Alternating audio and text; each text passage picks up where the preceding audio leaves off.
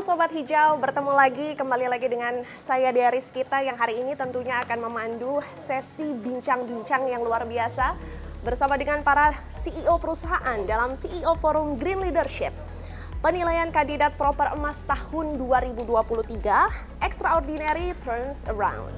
Dan tentunya sudah bersama dengan saya salah satu CEO yang perusahaannya masuk ke dalam penilaian kandidat proper emas tahun 2023.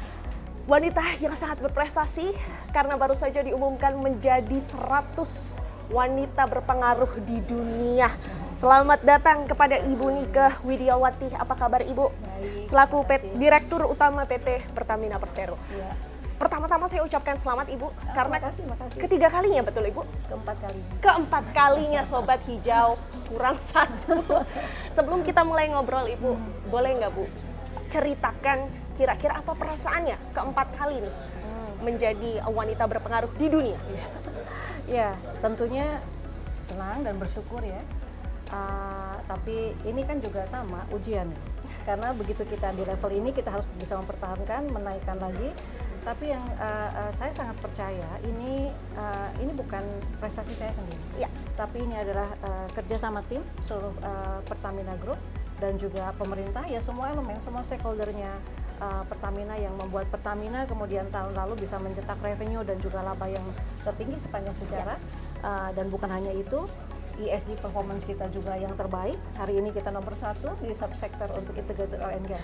Jadi semua aspek ini kemudian kita jalankan secara seimbang dan secara profesional yang tentu saja ya ini semacam pengakuan ataupun kita jadi yakin bahwa langkah yang kita lakukan ini adalah on the right track. Tinggal kita percepat aja langkahnya. Langkah yang tepat tinggal dipercepat saja. Pertanyaan berikut ini sepertinya sangat dekat dengan Ibu. Terlepas dari peran seorang perempuan Bu, kebetulan kalau boleh cerita sedikit, saya sempat beberapa kali bertemu dan mengikuti satu dinamika bersama dengan Pertiwi Pertamina.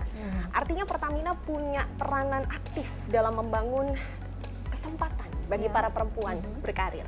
Pertanyaannya Bu, sebagai pimpinan perusahaan dapat menyelesaikan masalah ketimpangan dan juga aksesibilitas dan pengembangan peran perempuan, menurut Ibu Nika gimana di Pertamina sendiri yang diupayakan? Iya, women support women, itu yang harus dijalankan.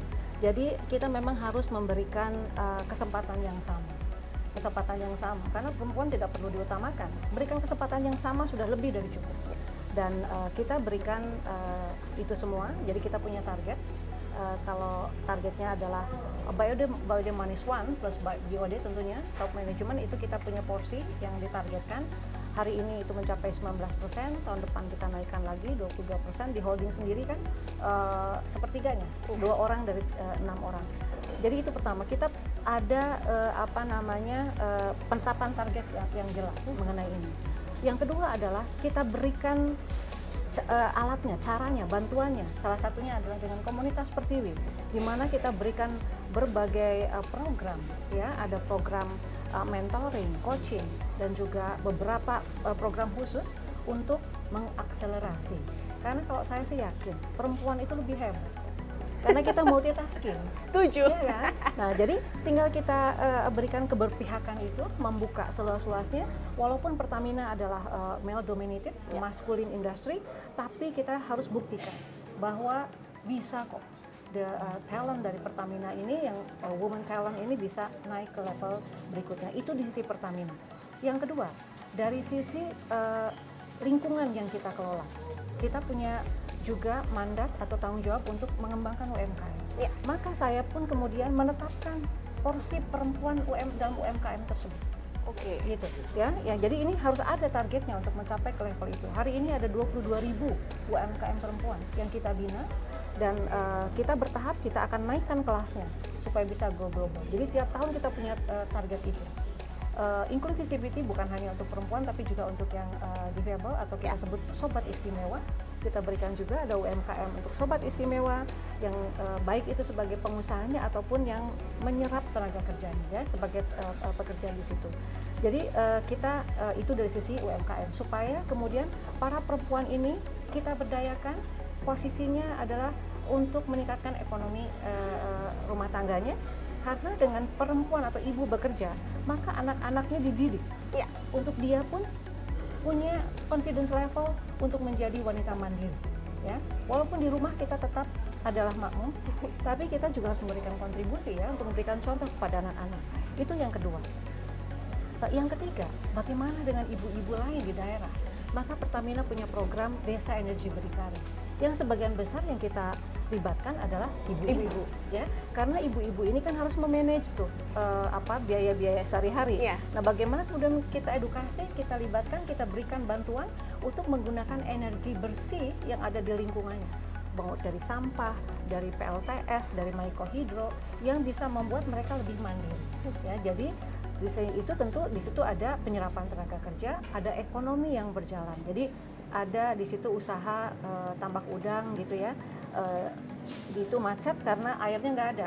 Ya akhirnya kita bangun PLTS yang kemudian menggerakkan pompa air, itu jalan. Ada banyak masalah sampah, itu masalah sampah kemudian kita jadikan biogas, kita distribusikan dengan pipa ke rumah-rumah mengganti LPG. Jadi program-program kita itu menyentuh sampai sana yang mengedukasi bahwa perempuan itu bisa memberikan kontribusi dalam transisi energi. Ya, perempuan lah yang bisa itu karena kebijakan di rumah itu kan perempuan ya. Kan jadi menteri ya Bu, kalau menteri, kita di rumah. gitu ya. Bagaimana efisien energi, simpel aja. Sampah makanan deh dikurangin.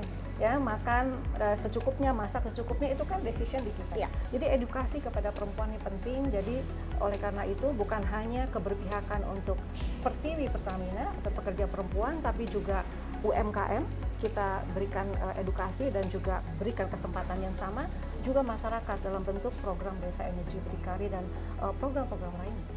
Yang menarik adalah perempuan tidak perlu didahulukan ya Bu, kita hanya perlu dikasih kesempatan yang sama. Kesempatan yang sama. Dan betul sekali Bu, saya setuju bahwa perasaan berdaya itu luar biasa. Ya.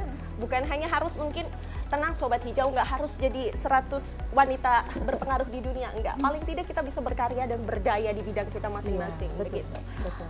Menanggapi program yang tadi ada di desa Ibu, sinergi antara pemerintah, perusahaan, dan juga masyarakat pastilah satu hal yang sangat penting. Ya. Adanya kolaborasi di sana. Menurut Ibu sendiri, Pertamina dalam respon masalah pengentasan kemiskinan, mendukung sistem pangan yang sehat dan berkelanjutan di masyarakat, apa yang sudah Pertamina lakukan? Iya, jadi ini kan kita melihatnya gini, ketahanan pangan itu harus didukung dengan ketahanan energi. Betul. Ya, karena kemarin kan merembet ya, ketika ada masalah geopolitik, ada perang. Betul. Gas nggak ada, amonia nggak ada, pupuk tidak ada, tanaman gitu. Kembali lagi, kalau emisi tidak dijaga, maka terjadi climate change, maka kayak seperti sekarang sungai-sungai terjadi pendangkalan, maka listrik dari air juga berkurang. Jadi ini harus ada program yang sustainable. Bagaimana menjamin seluruh ekosistem ini agar sustainable. Ya.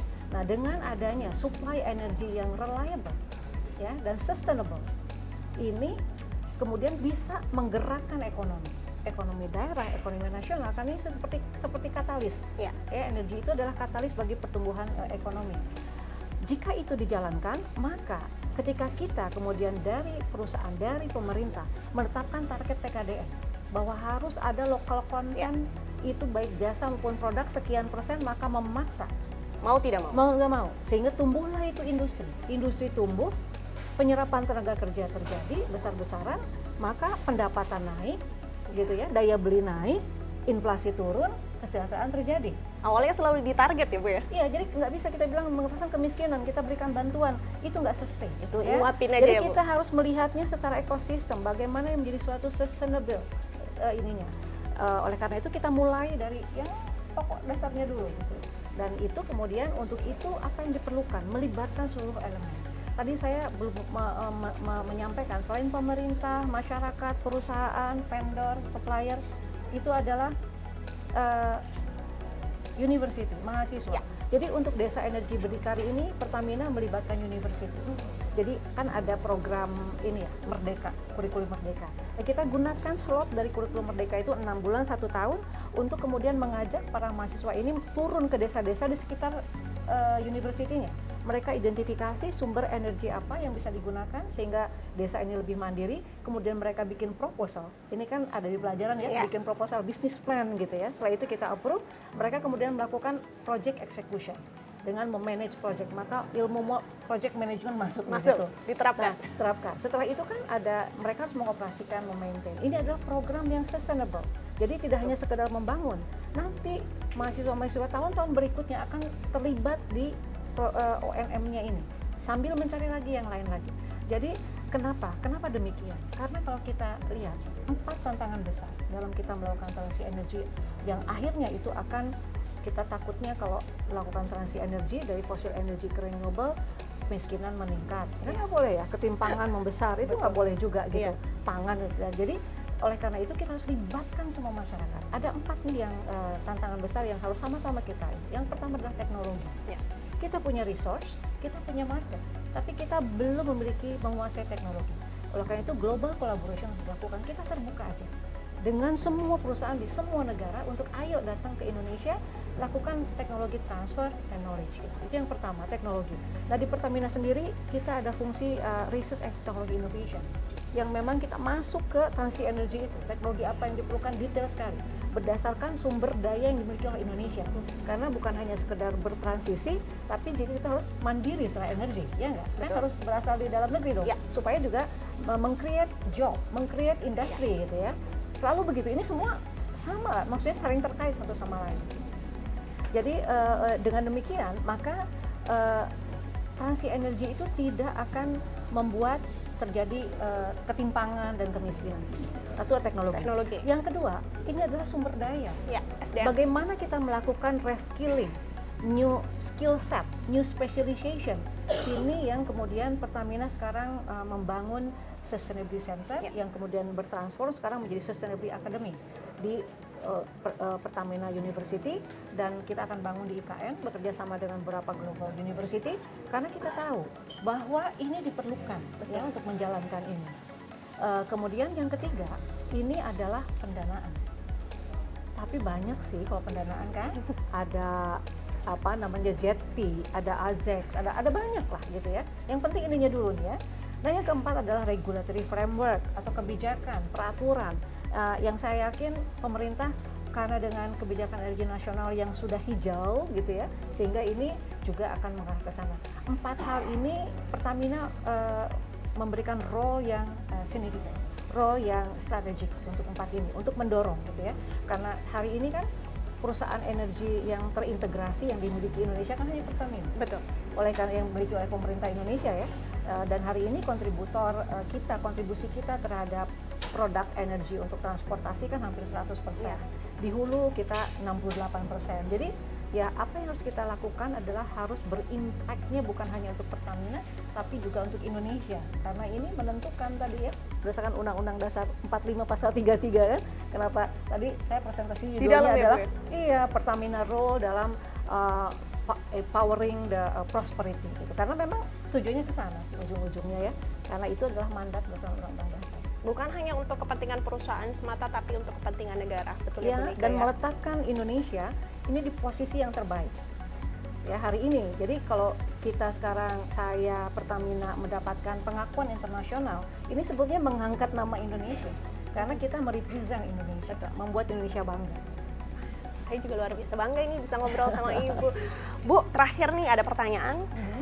Ini proper Mas KLHK ini, apa tanggapan Ibu? Seberapa pentingkah ajang ini sebagai katalisator untuk mencapai visi misi perusahaan Ibu di bidang pengelolaan lingkungan? Iya, sangat-sangat penting. Jadi semua agenda tidak ada yang lebih penting dari hari ini. Saya harus datang sebagai leader, saya harus menyampaikan komitmen Pertamina dalam mewujudkan energy transition yang bisa memberikan manfaat untuk kesejahteraan masyarakat.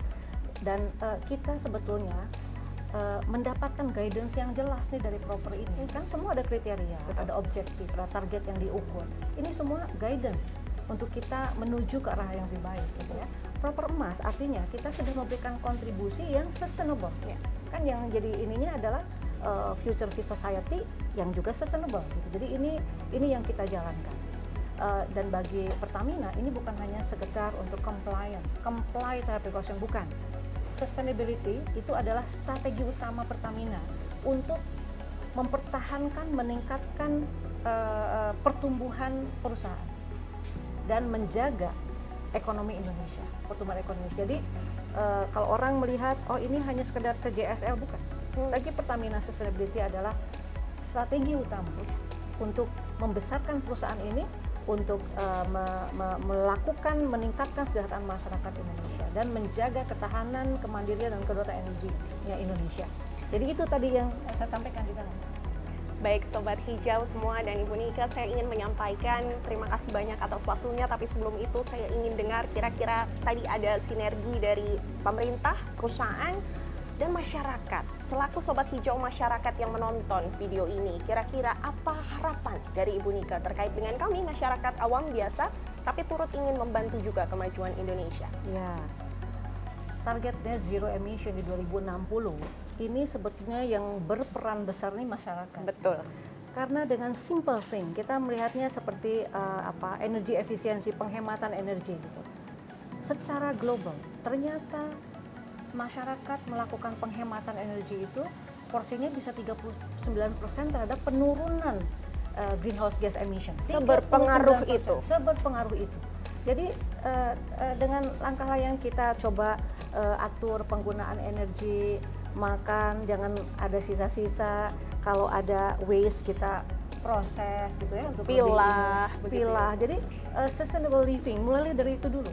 Kita concern bahwa dunia yang kita isi hari ini bukan milik kita kok. Ini kita pinjam tuh dari anak cucu kita. Jadi kita harus kembalikan dalam posisi jauh lebih baik. Namanya kita kasih warisan harus lebih baik. Harapannya ya Bu. Iya. Oleh karena itu langkah kita hari ini menentukan tuh anak cucu kita nanti itu akan mengisi dunia seperti apa. Jadi ayo tidak cukup hanya pemerintah, tidak cukup hanya perusahaan, yang paling memberikan kontribusi besar itu adalah masyarakat. Dan itu dimulai dari langkah-langkah kecil dalam keseharian kita untuk energi efisiensi. Maka 39% ini bisa memberikan kontribusi besar loh. Ya, luar biasa. Iya Bu, langkah kecil yang dilakukan oleh masyarakat individu. Jangan anggap saya kan cuma seorang nih yang menggunakan sedotan plastik. Saya cuma satu orang ini yang menggunakan botol minum plastik, tapi dikatakan oleh ribuan orang. Sehingga bayangkan Indonesia gitu kan, bentar lagi 300 juta. Makanya dari itu, makanya langkah kecil. Yes, langkah kecil saja ternyata sudah bisa berdampak dan berimpact. Terima kasih Ibu Nika atas waktunya. Semoga segala program yang Pertamina sedang bangun bisa terjaga dan juga bisa terlaksana dengan baik. Ya, with your support. Terima kasih banyak Ibu Nika. Sama-sama, makasih.